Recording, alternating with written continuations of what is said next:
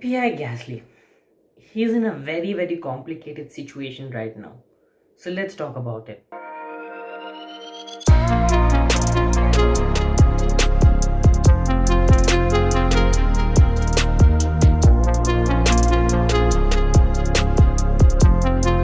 So Pierre Gasly drives for AlphaTauri in Formula 1 and he has been contracted to stay with them until 2022.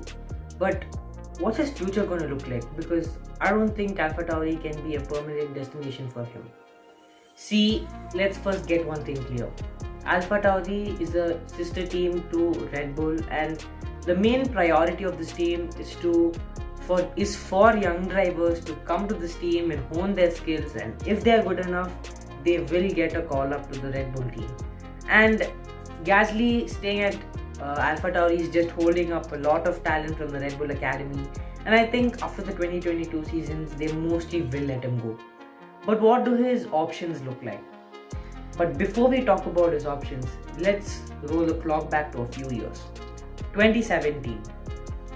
He had just come into Formula 1 and joined AlphaTauri/Toro Rosso, and in 2019 he was given a call up to the Red Bull team after Daniel Ricciardo decided to leave them.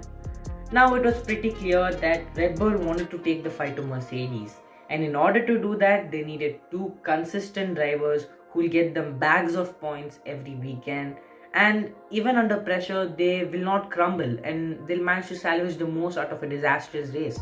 Now Mercedes had Lewis Hamilton and his slave Valtteri Bottas, and Red Bull had Max Verstappen, and I think this was partially an issue. At that time itself, Red Bull had clearly asserted that Max was like a priority driver to them, and Pierre Gasly, as expected, immediately came in and crumbled.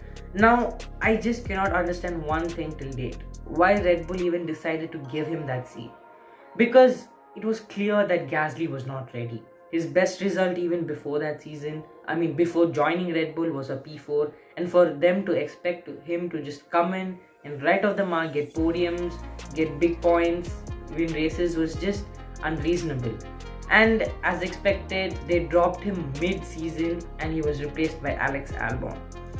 Now he came back to AlphaTauri Toro Rosso and things just seemed to click for him, and here he is today, still putting in good performances and putting that car in places where it doesn't deserve to be.